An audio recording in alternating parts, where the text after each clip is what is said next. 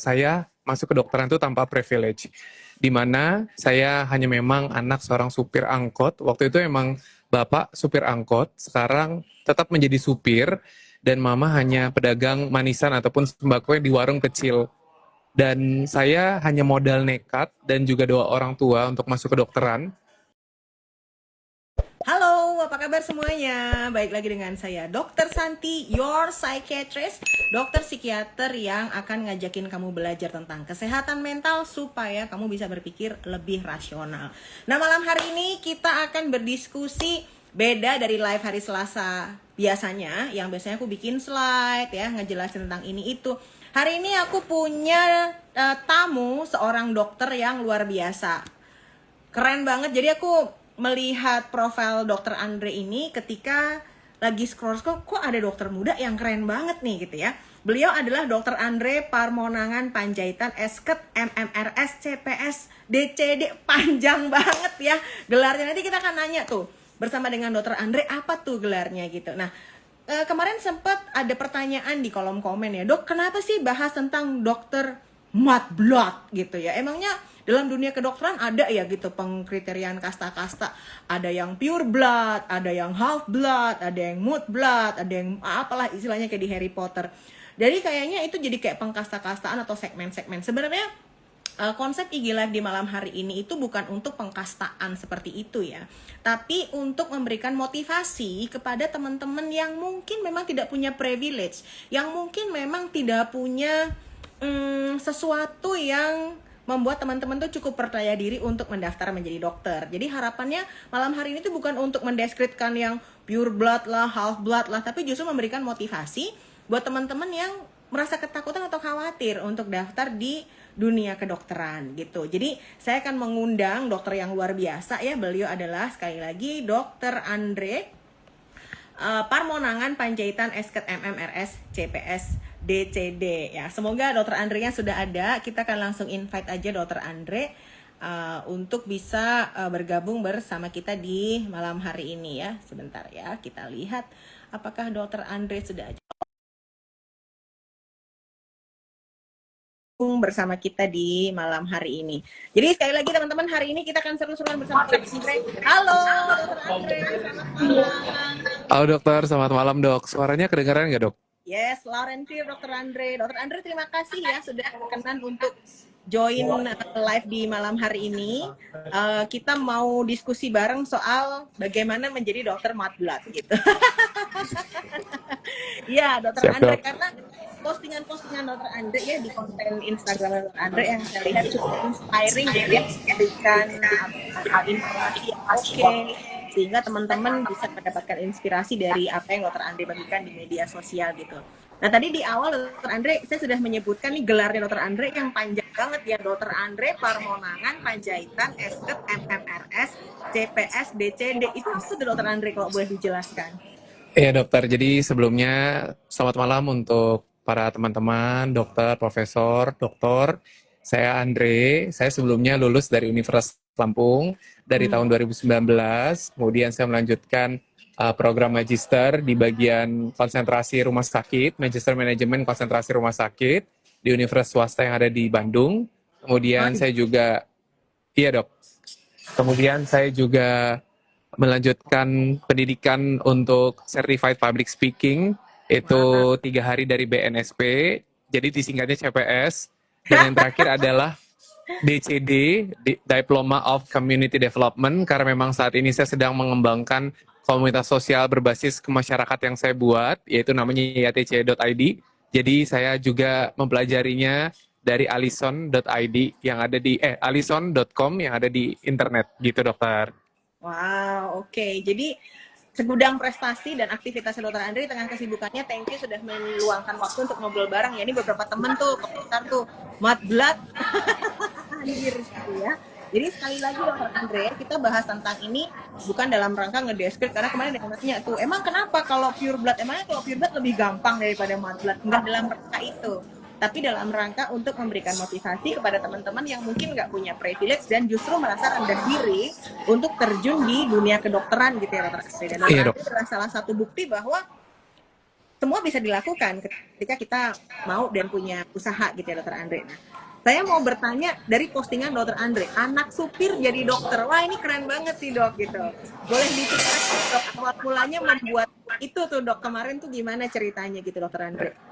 Baik dokter, terima kasih atas pertanyaannya dok. Jadi sebenarnya kenapa saya buat tagline seperti itu? Karena memang saya masuk ke dokteran itu tanpa privilege.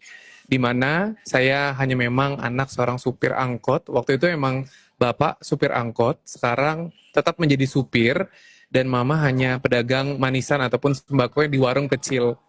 Dan saya hanya modal nekat dan juga doa orang tua untuk masuk ke dokteran.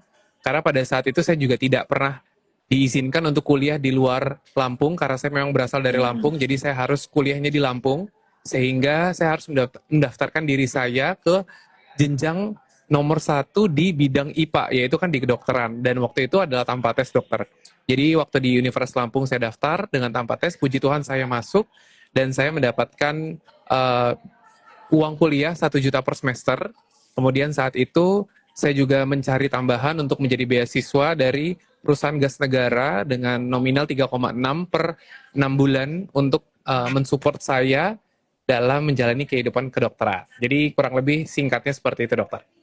Wow, ini harusnya menginspirasi teman-teman karena Dokter Andre dalam kurun waktu 5 tahun terakhir ini banyak sekali klien yang datang ke saya itu di usia quarter life crisis ya, di mana mereka itu bingung memilih masa depan, mereka itu bingung menentukan pilihan dikarenakan ada keterbatasan gitu Dokter Andre, sehingga akhirnya seakan-akan opsi untuk punya pilihan itu menjadi sedikit, sedangkan ternyata tahu bisa loh opsi yang mungkin ada di samping itu bisa menjadi kenyataan ya Dokter Andre ya. Iya dok. Nah, latar belakangnya tadi Dokter Andre sudah menceritakan ya bagaimana akhirnya bisa memilih kedokteran ketika nggak punya privilege maupun koneksi. Nah, tantangan terberat apa nih Dokter Andre yang dirasakan di masa kuliah kedokteran? Tentunya secara ekonomi pasti, Iya dok. mental maupun sosial gitu. Tapi Dokter Andre kalau boleh diceritakan. Oke, tantangan yang menurut saya kehidupan itu semuanya berat ya dok. Jadi memang tidak bisa diklastrifikasi bahwa oh ini berat banget, ini sedang, ini juga ringan aja. Itu enggak. Tapi ketika saya menjalani proses pendidikan kedokteran, tantangan terberat saya adalah ketika saya harus berjuang setiap harinya untuk memenuhi kebutuhan finansial saya dokter. Itu menurut saya menjadi hal yang berat. Karena di sisi lain dok, kan namanya juga masih anak-anak usia 20 menuju quarter life crisis, pasti akan membandingkan diri sendiri ke diri orang lain. Karena kan di dunia kedokteran kan bukan cuma saya sendiri yang belajar, tapi kan ada 180 orang teman-teman saya. Jadi kadang saya melihat ketika saya bangun pagi itu harus jam 5 menyiapkan nasi kuning untuk saya jual, dan teman-teman saya bangun jam 6 mandi langsung, dan itu menurut saya adalah hal yang saya pikir sekarang wah, hal terberat itu sudah saya lalui begitu dok. Jadi memang dulu awalnya memang proses itu ngebentuk saya untuk berpikir gimana nih caranya untuk dapat uang. Jadi yang bisa saya lakukan, saya tidak punya modal dan saya tidak mungkin untuk meminta kepada orang tua saya. Jadi saya punya akal dan punya negosiasi untuk menjual nasi kuning. Mungkin kalau misalnya teman-teman saya ada di sini, mereka yang sering beli nasi kuning saya, terima kasih. Karena tiap bangun pagi saya jualan, terus saya juga jual buku dokter dan jual pulsa. Gimana caranya kehidupan saya tetap harus bertahan di tengah badai dan rintangan yang kadang belum tentu semua orang sama. Wow, itu pasti akan ada momen-momen di mana rasanya berat banget gitu ya Dokter Andre. Ya dok. Ada momen hampir nyerah nggak gitu Dokter Andre? Nah, kalaupun misalnya ada momen itu, apa yang terjadi saat itu dan gimana tuh sampai akhirnya berhasil bertahan gitu Dokter Andre? Ya, pasti ada dokter. Karena kehidupan ini kan kompleks, di mana saya harus memikirkan finansial dan juga pendidikan saya. Karena di dunia kedokteran kan tidak semua jalannya mulus. Khususnya saya selalu remit atau remedial, mengulang gitu. Dan di situ saya melihat lagi, apakah memang saya layak untuk menjadi dokter. Kadang kan kalau misalnya kita gagal nih dok untuk ujian, itu tuh kayak udah overthinking. Oh, mungkin sekarang bahasanya overthinking dulu, kayak Iya. berpikir bahwa ini layak nggak sih jadi dokter, kok kayak kurang banget, kok gagal terus, bagaimana nanti pasien saya, apakah saya bisa untuk menanganinya gitu dok. Hingga pada akhirnya saya lihat lagi dok, karena orang tua saya sudah berjuang sejauh ini, dan ketika saya hanya menyerah, saya hanya menyengsarakan mereka. Di situ yang saya lihat adalah wajah ibu saya untuk menyemangati kehidupan saya setiap harinya. Walaupun memang nilai saya ada yang C, C+, kadang ngulang berkali-kali ujian blok, OSC, saya hanya berpikir bahwa maju, apapun yang terjadi di kedepannya ataupun besok, itu ada bagiannya masing-masing. Karena bagi saya, kesusahan hari ini menjadi hari ini saja miliknya. Kesusahan esok, besok akan menjadi kepemilikannya. Bagi saya, hidup harus terus berjalan, apapun yang terjadi, sakit, baik, manis, pahit. Karena sebenarnya kita nggak bisa mengkontrol kehidupan apa yang kita mau. Dan dari mana kita lahir. Wow, Ya, dok. sampai di titik ini tuh nggak mungkin kalau nggak jatuh bangun sih, Dokter Andre ya. Jadi Ya, bahwa sampai bisa mengambil kesimpulan di titik seluar biasa ini, itu kalau nggak ngadepin badai, halang rintang, gunung meledak gitu ya, segala macam, kayaknya nggak akan sampai tuh di titik pemikiran yang bisa sebagus ini gitu ya, Dokter Andre ya.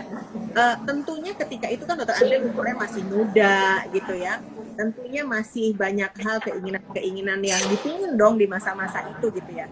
Nah, pengorbanan apa nih terbesar gitu ya Dokter Andre yang harus dilakukan gitu dibandingkan dengan mungkin teman-teman gitu dok.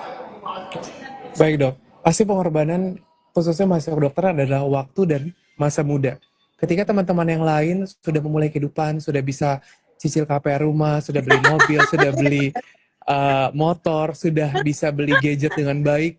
Jujur, waktu itu saya hanya berkutat dengan gimana hidup saya besok. Saya harus Mm-mm. belajar dan saya harus bisa membuat diri saya itu layak ketika nanti saya ketemu pasien saya. Walaupun memang tidak semua penyakit saya bisa pahami, karena kan kita tahu bahwa batas dokter umum adalah kompetensi 4A. Di situ adalah pengorbanan ataupun curahan hati yang kadang nggak bisa dibandingkan dengan orang yang lain gitu. Ya. Ketika memang HP saya juga dulu masih yang jelek banget gitu, yang masih untuk ganjelan motor gitu. Jadi kayak itu pengorbanan yang menurut saya sedang saya siapkan untuk masa depan. Gitu sih dokter.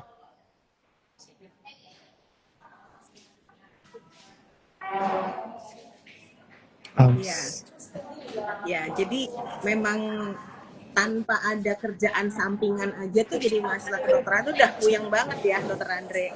Bisa dibilang anak kedokteran tuh nggak punya masa muda ya nggak sih? iya dok. Apalagi ditambah harus sambil cari uang untuk memenuhi kebutuhan sehari-hari gitu ya, Dokter Andre. Tentunya kepedihan tadi Dokter Andre sudah menceritakan banyaknya halangan, rintangan, bumps ya, challenges yang tentunya tidak mudah gitu. Eh, tapi momen-momen apa sih Dokter Andre, rasa-rasa bahagia yang Dokter Andre dapatkan atau satisfaction atau misalnya apa yang membuat Dokter Andre ini merasa kayaknya semua lelah ini tuh terbayar gitu. Sebenarnya bukan ijazah dan juga bukan wisuda dokter. Tapi saat saya memakai jas dokter pertama kalinya di depan kedua orang tua saya saat sumpah dokter, di situ saya merasa bahwa ya, ini saya Andre Parmonangan, dokter pertama di keluarga saya, Panjaitan Togatoro, dan saya akan siap melayani siapapun. Dan dari situ membuat saya semakin semangat untuk terus sekolah. Makanya sebenarnya kalau mau gelarnya panjang, kalau bisa sepanjang-panjangnya dok, karena saya benar-benar suka sekali untuk berpendidikan, lanjutkan kuliah. Soalnya saya tahu bahwa pasien-pasien saya juga harus update dengan ilmu-ilmu saya. Nggak mungkin dunia kedokteran tuh ataupun saya bakalan stuck di sini. Itu adalah momen paling membahagiakan bagi saya, dan kedua orang tua saya pun nangis ketika dipanggil dan maju ke depan hingga akhirnya kita foto bersama dengan saya memakai jas putih dokter. Gitu dong. Wow ya, saya ngeliat banget sih fotonya itu dan I was so touched. Maksudnya, wah ini kayaknya bukan sekedar ijazah dokternya sih, tapi rasa rasa bangga yang pastinya dimiliki oleh orang tua ya, yang apalagi dokter pertama dalam keluarga ya, pastinya kan ini Iya membawa dokter. suasana yang antara haru, bangga, semua hal lah campur aduk ya Dokter Andre. Itu yang Iya bikin dok. akhirnya kayaknya lelahnya terbayar. Benar, bukan sekedar ijazah ya, tapi bagaimana kemudian achievement ini membawa semua hal menjadi elevate ke atas gitu. Nah, yang menarik Dokter Andre, tentunya setelah menjadi dokter ada tantangan paling besar karena tidak punya jalur cepat. Bagaimana Dokter Andre menghadapi ini gitu? Karena Dokter Andre masukin lamaran tuh waktu itu. Iya dok. Jadi sebenarnya tantangan tanpa koneksi setelah kuliah beres wisuda itu benar ada nyatanya. Bukan hanya di dunia kedokteran dok, di dunia non kedokteran pun itu juga pasti terjadi. Karena apa? Karena kalau kita pengen cepat pasti kita punya butuh relasi. Dan saat itu saya tidak punya relasi dok. Tapi saya punya mental yang sudah teruji dimanapun saya berada untuk terus melakukan banyak hal. Jadi bukan cuma saya membuat video untuk ngirim lamaran secara hard copy ke beberapa rumah sakit, tapi saya sudah sekitar mungkin 200-300 untuk emailing untuk masuk ke rumah sakit. Hingga pada akhirnya waktu itu saya dipanggil sama teman saya, tapi memang balik lagi ujung-ujungnya pun saya memperbaiki relasi saya dengan teman-teman saya dan saya menggantikan peran teman saya di rumah sakit. Sangat-sangat susah karena bagi saya perjuangan itu untuk menjadi dokter umum IGD maupun Kesmik saat saya kerja adalah pengorbanan yang luar biasa karena nunggunya itu kurang lebih sekitar 6 bulan dokter. Dan itu kalau yang non COVID. Sebelum yang non COVID saya juga sudah kerja di IGD RSPP Simpruk Jakarta Selatan. Di situ juga hanya berdasarkan dari lamaran ketika kosong. Jadi memang saat itu dokter COVID-nya lagi kosong, karena lagi COVID, jadi saya masuk untuk menggantikannya. Begitu dokter. Jadi emang nyata adanya, tapi ya balik lagi dok, bergantung dengan siapa dan siapa yang menjalaninya. Karena kalau kita nggak bisa menjalaninya, baik itu mudah, sedang, ataupun berat, pasti semuanya nggak akan selesai. Ya, jadi kalau ada statement jadi dokter pokoknya lulus kan langsung kerja ya. Buktinya ada ya yang harus ngelamar dan di beberapa saya melihat dengan mata kepala saya sendiri ya, bahkan melamar pekerjaan jadi dokter, even dokter spesialis pun itu juga nggak mudah. Ada tes yang harus dilakukan ya, kredensial. Jadi bekerja menjadi dokter itu memang pekerjaan yang kelihatan indah, tapi proses dibaliknya, perjuangannya itu nggak seperti sekonyong-konyong coder kalau udah jadi dokter pasti bisa langsung berpraktek sebagai dokter ya. Banyak mekanisme atau banyak proses yang harus dijalani, bahkan mengirim lamaran itu juga terjadi ya Dokter Andre Iya ya. dokter. Ya, jadi Dokter Andre kan ada di Lampung, ada di Jakarta, sempat di Jogja kalau nggak salah ya. Iya dok. Ya, jadi saat ini situasi dan kondisi ada di mana dan sedang melakukan apa nih Dokter Andre? Sekarang lagi ada di Thailand dokter, Oh, lagi proses untuk membuat proyek internasional dari komunitas yang saya buat. oke, luar biasa banget. Nanti boleh cek di akunnya Dokter Andre ya. Di Dokter Andre kita bisa melihat bahwa Dokter Andre ini aktif di organisasi-organisasi ya, dan teman-teman yang mau belajar dari Dokter Andre silahkan banget kepoin Instagramnya beliau, media sosialnya beliau. Nanti akan langsung diberikan link ke organisasi-organisasinya. Semua di-mention di bio saya lihat ya Dokter Andre. Nah, berkaitan dengan media sosial tadi Dokter Andre. Dokter Andre ini kan nyemplung di medsos gitu ya Dokter Andre. Nah, sebenarnya apa tuh yang memutuskan Dokter Andre untuk nyemplung di medsos dan kemudian berbagi sarana nih, baik edukasi, kemudian media sosialnya digunakan untuk organisasi. Sebenarnya karena saya pengen menjangkau teman-teman yang di luar sana yang mengalami keraguan, insecure, ketidakpercayaan diri, dan juga tidak punya finansial.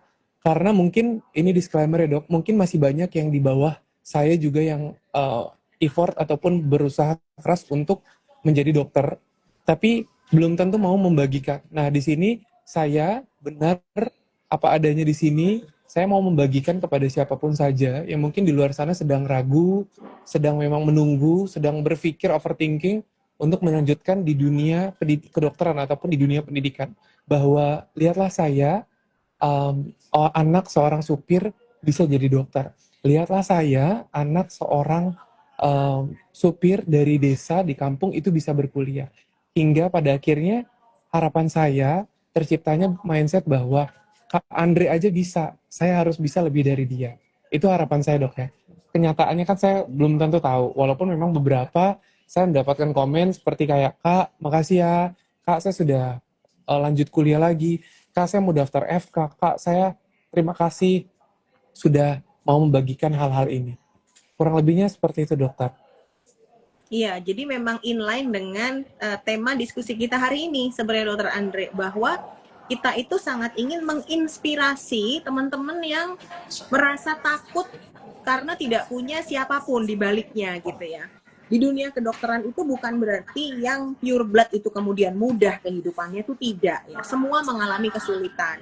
Tapi saya ingin menegaskan di sini bahwa teman-teman yang tidak punya privilege, teman-teman yang tidak punya koneksi, jangan juga takut mencoba gitu ya. Jangan juga kemudian minder bahwa saya nggak akan bisa gitu, karena kenyataannya bisa, kenyataannya ada kesempatan untuk ke sana, dan tentunya dengan perjuangan yang tidak mudah dan pastinya dengan komitmen yang luar biasa gitu ya. Nah, Iya, kebetulan dok. Dokter Anda tadi menyebutkan sedang ada di Thailand. Dokter Andre boleh diceritain nggak sih tentang organisasi-organisasi yang Dokter Andre saat ini ada, dan tentang apa tuh aktivitasnya gitu Dokter Andre? Oke, terima kasih, dokter. Jadi, memang saat saya kuliah selesai, saya berpikir bahwa untuk menjadi dokter, saya harus beda. Ah, Maksudnya bagaimana? Saya tidak mungkin hanya buka pintu, merapikan meja, menaruh stetoskop, dan mendapatkan uang, langsung menutup pintu kembali, dan dilakukan hingga akhir hayat. Namun saya ingin membuat footprints dan juga giving back to the community untuk kehidupan saya selanjutnya. Karena saya tahu bahwa saya bisa menjadi dokter kapan aja dan di mana saja. Tapi saya harus ada yang saya urusi untuk melayani banyak orang, melayani ke daerah-daerah yang mungkin sudah dijangkau tapi belum totalitas, belum dijangkau dan juga belum totalitas. Dari situ saya terbentuk dan saya memiliki pondasi yaitu Rumah Sakit Apung Kesatria Airlangga dan juga hmm. Dokter Share dari Dokter Li SPBTKV yang dimana dengan kepiawaian beliau-beliau profesor-profesor yang mau melayani dan berbakti ke pulau-pulau hingga akhirnya ada terciptanya rumah sakit terapung. Nah, saya tidak mungkin seperti mereka, dokter. Jadi, saya melakukan apa yang saya bisa. Nah, untuk itu saya membuka dan juga membuat yaitu Yayasan Andre Cipta Cendikia atau mungkin disingkat YATC.id untuk anak-anak muda melihat bahwa di luar sana, di luar Jawa itu masih banyak yang tertinggal. Walaupun di Jawa juga sebenarnya masih banyak yang belum kejangkau. Dan dari sini juga kita belajar bahwa masalah-masalah kesehatan khususnya dan juga pendidikan di desa itu menjadi sangat-sangat besar dan menjadi yang paling menjadi pondasi untuk diselesaikan. Dan peran pemuda di sini di zaman era um, sosial media, kita bisa share bahwa masih banyak yang bisa dibantu dan masih banyak yang kita lakukan. Beberapa hal yang sudah saya lakukan adalah pengobatan gratis ke hampir 19 pulau, dokter. Dan Wow. juga kita ada pemberian Starlink. Jadi memang beberapa pulau-pulau itu kan tidak terjangkau dengan internet, jadi kita beli Starlink dan juga kita berikan paketnya setahun. Dan beberapa donasi sepatu yang sudah kita lakukan ke Papua. Terakhir kami baru beres dari Papua dari 9 Januari kemarin sampai di 25 Januari kemarin untuk melakukan pengabdian masyarakat khususnya di Kampung Pam di Waigoo Barat. Kurang lebih seperti itu dan ekspansinya sekarang ke internasional, dokter. Jadi tujuan yang internasional ini buat teman-teman yang memang pengen kuliah di luar negeri atau mungkin teman-teman pengen kerja di luar negeri karena di dalam negeri gajinya kecil mungkin ya, dok, atau mungkin di dalam negeri susah harus ada orang dalam, itu bisa ke luar negeri. Jadi sebenarnya banyak jalan menuju Roma, itu adalah peribahasa yang benar-benar kepake dimanapun dan sampai sekarang gitu, dok. Aduh, ini kayak dengernya tuh kita kayak wow banget ya, nggak ada berhenti wownya gitu, wow wow wow wow wow wow terus gitu Dokter Andre. Dan tadi menarik banget yang bicara tentang apa ya Dokter Andre, membentuk kedekatan dengan masyarakat dan realitas lapangan gitu ya Dokter Andre ya. Jadi pengalaman apa tuh Dokter Andre yang paling membentuk karakternya Dokter Andre sehingga dekat ke masyarakat gitu Dokter Andre? Apa tuh sesuatu yang membuat Dokter? Pengalaman saat kemarin dan beberapa waktu lalu kita menolong ibu yang memang sudah G1, P1, A1, dokter, dan itu sudah bukaan kurang lebih bukan 5 karena sudah grafida yang ketiga pasti akan lebih cepat dan di situ dia di pulau dan jarak dari pulau ke rumah sakit itu hampir 2,5 sampai 3 jam. Wow. Jadi mau tidak mau harus dilahirkan ya di pulau itu sendiri dengan kita keterbatasan alat dokter. Kita tidak ada bidan, jadinya ada dukun beranak ya mungkin. Dan kebetulan kita lagi melakukan kegiatan di sana. Kita punya bidan, kita punya dokter juga, dan saya juga ikut membantu. Namun kesusahannya adalah kita tidak punya vitamin kan dan juga tidak punya salep mata, serta kita tidak punya alat yang proper dokter. Untuk itu saya konfirmasi dan inform konsen terlebih dahulu bahwa apa adanya kita tolong dengan baik, karena kalau misalnya mau dirujuk pun itu kasihan untuk lahir di kapal, mana kapal yang kita punya adalah kapal sempit kayak kapal kecil gitu dokter, bukan speed atau bukan yang besar. Jadi kan kasihan kalau misalnya di tengah-tengah laut kita harus melahirkan anaknya. Hal ini yang membuat saya berpikir bahwa ternyata sebenarnya untuk menjadi dokter itu tidak perlu memiliki koneksi yang terlalu banyak, tapi perlu memiliki hati yang besar untuk melayani dan berpikir yang terbaik bagi pasien yang kita miliki. Dan dari situ kedekatan saya dengan masyarakat itu terasa sampai sekarang. Jadi kadang kalau misalnya saya buat story di WhatsApp, itu kadang mereka kayak video call, chat, kayak sampai pada akhirnya dok lupa anak dari yang dilahirkan kemarin itu diberi nama Andre. Wah, Jadi karena anaknya cowok dan yang membantu persalinan ada salah satunya dokter cowok, jadi anaknya diberi nama Andre. Dari hal wah. ini saya terus berpikir bahwa sebenarnya bukan kita yang merasa kecil karena dibandingkan dengan orang lain, tapi mindset kita yang terlalu kecil untuk sebuah milestone yang panjang dan besar yang bisa kita lakukan bagi mereka yang membutuhkan. Gitu dok. Wow banget ya. Jadi saya ngelihat juga tuh ya ketika dokter Andre ada di desa-desa, di perkampungan dia melakukan pemeriksaan dengan jumlah pasien yang banyak, tentunya dengan keterbatasan alat gitu ya. Itu satu pengalaman yang emang sangat luar biasa dan nggak semua dokter punya kesempatan untuk melakukan itu sih dokter Andre ya. Ya Karena dok. tentunya pengalaman-pengalaman seperti itu yang juga membentuk karakter dokter Andre untuk menjadi lebih kuat gitu. Nah sekarang ini kan dokter Andre melakukan kegiatan secara klinis dan juga organisasi gitu ya dokter Andre ya. Ya, dok. Lebih enak mana dokter Andre? Jadi dokter klinis atau berorganisasi atau hidup di medsos? Nah, karena zaman sekarang status kesehatan mental tuh sangat-sangat tinggi ya dok. Ya. Jadi saya melihat bahwa ternyata kalau melakukan yang hal itu aja tuh kadang kita punya stuck moment. Jadi kayak ada rasa yang namanya burnout sendiri, kok begini-begini terus nih dok. Karena beberapa teman saya yang sudah kerja 2 3 5 tahun itu stuck gitu. Ada momen merasa kayak dia nggak bisa ngapa-ngapain dan kadang banyak salahnya. Jadi kadang tuh dimarah dengan konsulen-konsulennya. Untuk itu saya lihat bahwa ke diri saya, ketika saya melakukan hal ini dan dikombinasi dengan ke masyarakat 3 sampai dengan 6 bulan sekali, itu malah nge-full charge saya sendiri dokter untuk tidak jenuh dan untuk terus bersyukur gitu. Kadang kan kita kalau hidup di kota terus kita memang kepacu untuk meningkatkan kehidupan kita. Tapi kadang kita lupa untuk bersyukur dan lupa bahwa ternyata kita masih banyak hal-hal sederhana yang patut kita rayakan dan banyak hal-hal kecil yang kadang lupa untuk dihidupkan gitu dokter. Jadi menurut saya tidak bisa dipilih mana yang enak mana yang gak enak, tapi kombinasi ini yang saya lakukan adalah ngebentuk mental saya untuk sampai di titik seperti ini dok. Ya, siapa yang mau bantu mental kita sendiri ya? Kalau misalnya bukan kita sendiri gitu ya. Emang datang ke saya bisa sih bantu, tapi kan lebih enak kalau misalnya nggak perlu sampai ke Bisa dok. saya gitu ya, dokter Andre ya.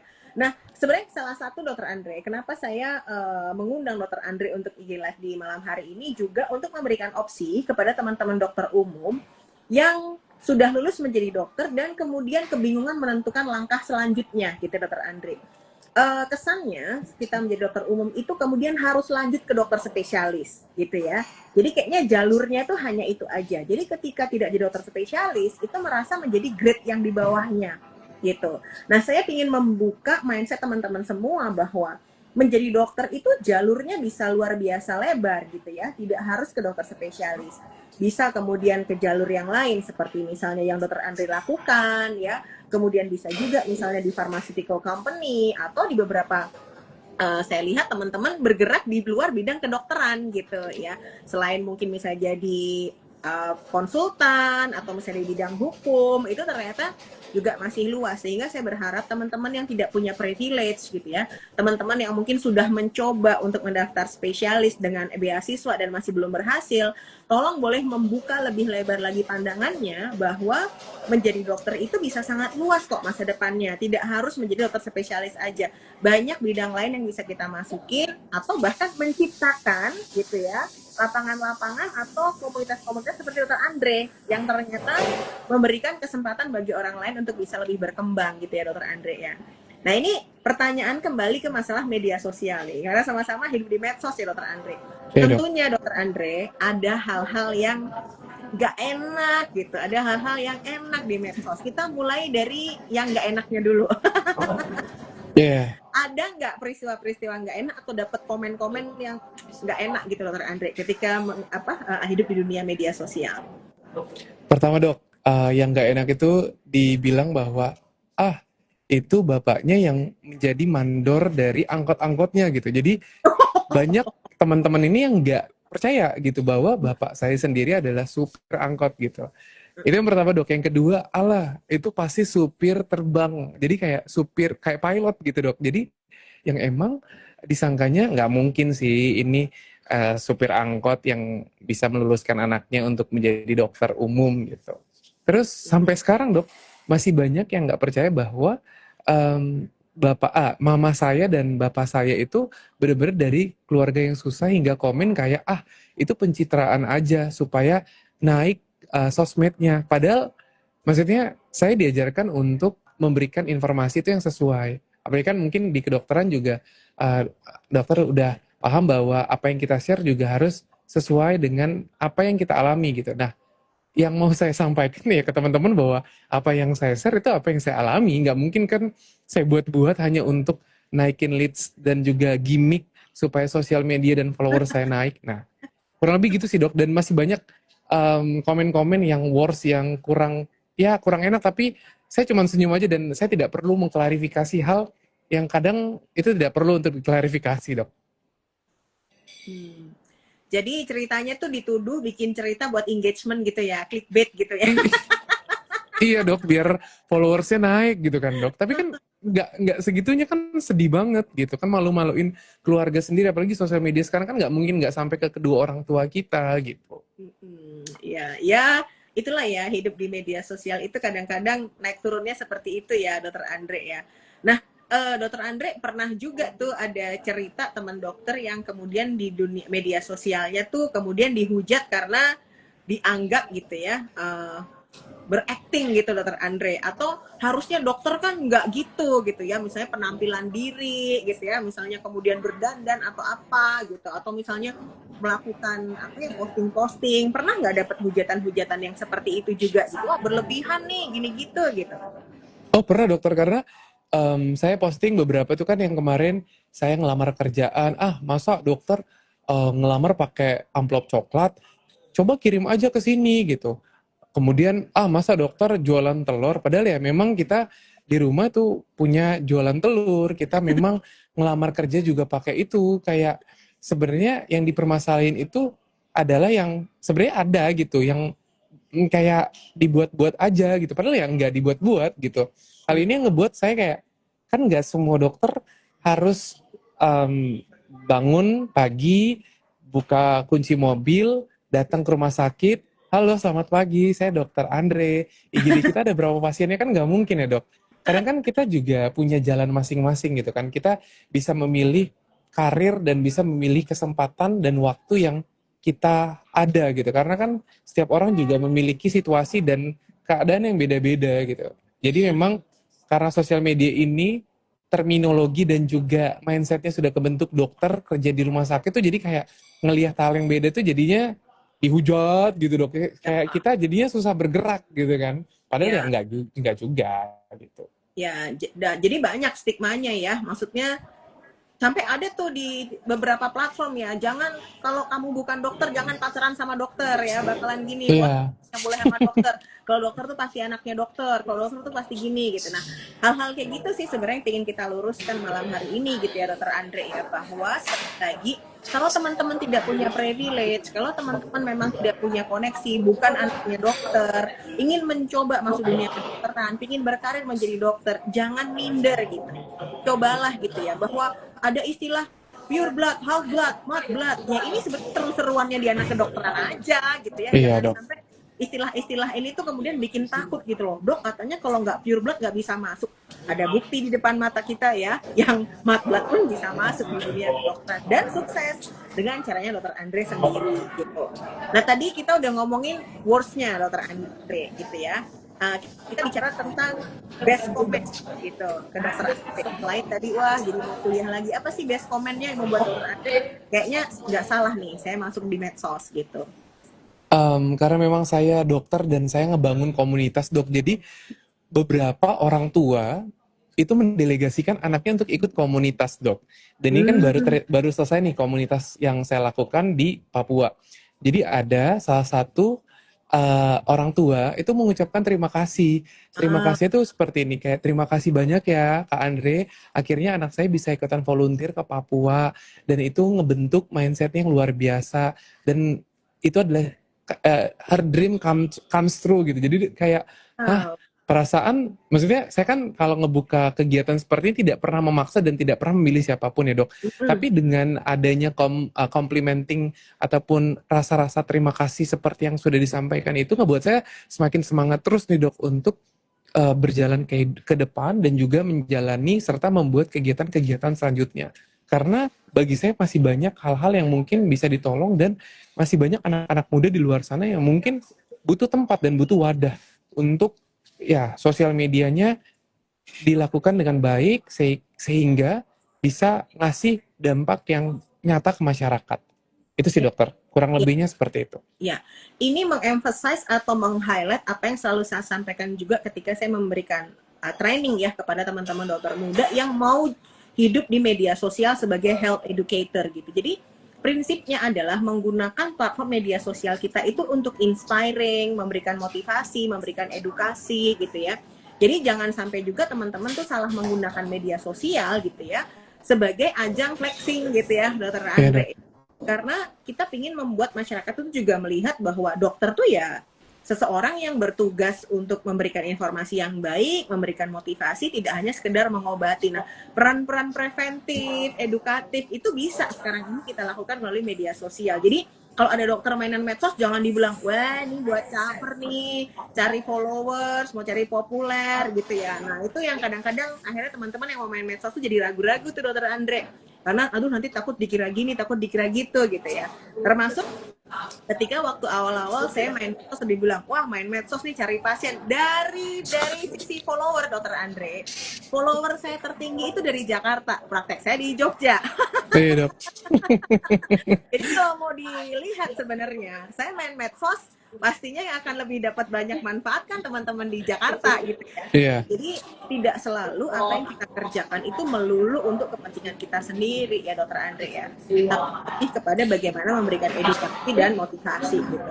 Nah dokter Andre tadi kita sudah punya beberapa pertanyaan yang sangat luar biasa dan saya tahu bukan dokter Andre sedang di Thailand saat ini. Mungkin saya mau minta dokter Andre memberikan closing statement gitu ya dokter Andre ya. Apa yang kita diskusikan di malam hari ini gitu. Untuk mahasiswa kedokteran dokter Andre atau dokter muda yang merasa tertinggal karena nggak punya privilege gitu. Pesan apa nih yang dokter Andre ingin sampaikan biar mereka tetap percaya diri dan bisa bertahan gitu dokter? Oke. Terima kasih dokter atas kesempatannya. Bagi teman-teman, adik-adik, saudara, teman sejawat, siapapun di luar sana, ingatlah bahwa matahari terbit tanpa adanya koneksi, tapi butuh waktu. Sehingga apapun yang kita jalani saat ini, mau susah, senang, bahagia, duka, jalani saja. Karena hal ini yang sedang membentuk kita untuk menjadi pribadi yang lebih baik lagi ke depannya dan pribadi yang tahan uji dan tahan mental. Dan itu tidak akan mungkin didapatkan oleh siapapun. Karena setiap manusia itu punya kesusahannya masing-masing. Dan untuk itu Bertahan adalah salah satu caranya, dan kita adalah kuncinya untuk membuka pintu-pintu yang kadang menjadi barrier dalam kehidupan kita. Kurang lebih seperti itu, dokter. Dokter Andre luar biasa banget. Pokoknya saya senang banget malam hari ini bisa ketemu Dokter Andre. Terima kasih juga waktunya yang Dokter Andre berikan di sela-sela kesibukan Dokter Andre yang sangat luar biasa. Sekali lagi, judul Dokter Matblood ini bukan dalam rangka untuk memberikan segmen-segmen atau mengkasta-kastakan, tapi untuk menginspirasi teman-teman semua yang tidak punya privilege, yang tidak punya koneksi bahwa menjadi dokter privilege dan tanpa koneksi itu nyata dan bisa dilakukan. Sekali lagi terima kasih Dokter Andre Parmonangan Panjaitan Esket MNRS CPS DPD.